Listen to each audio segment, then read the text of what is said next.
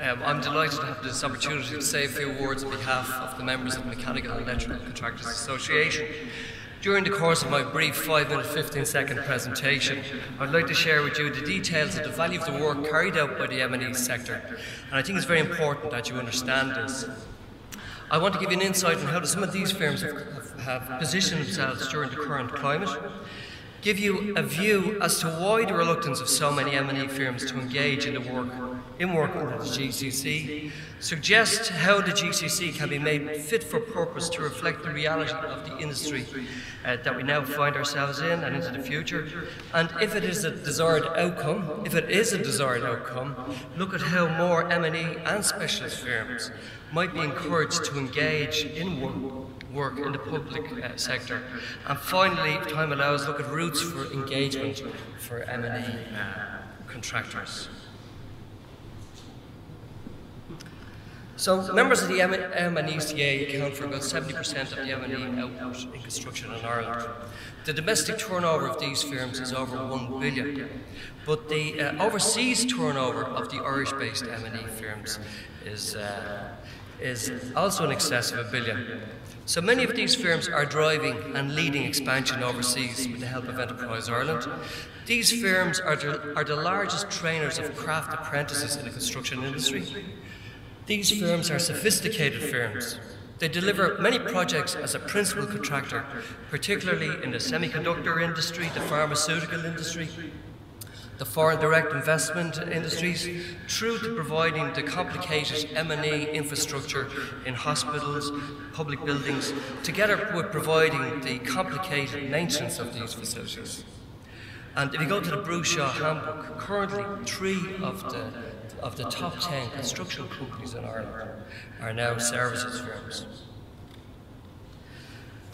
Fewer and fewer specialists are engaging in the pre-qualification, tendering and execution of these projects for all sorts of reasons, mainly down to payment conditions and associated risks, and what has basically become build and design process.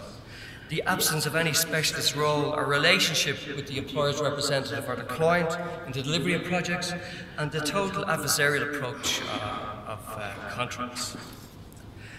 These issues are almost unique to public contracts.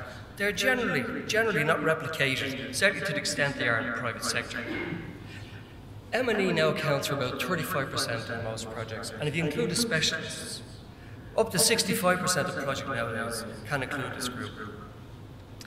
With the GCC forms of contract, I believe the intent was to transfer the risk, but what has actually happened is passed total control away.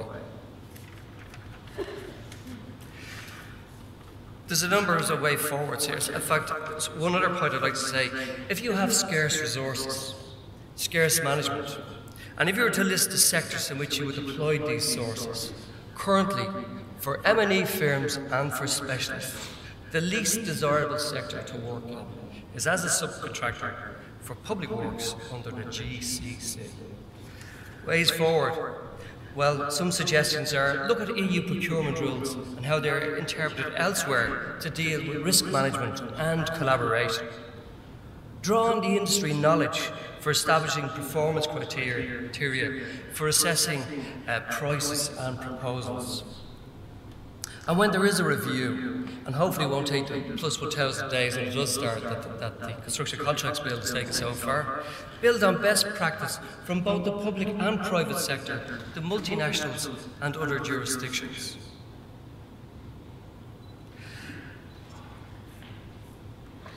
There needs to be involvement, there needs to be real involvement with the industry, with the government when the review takes place.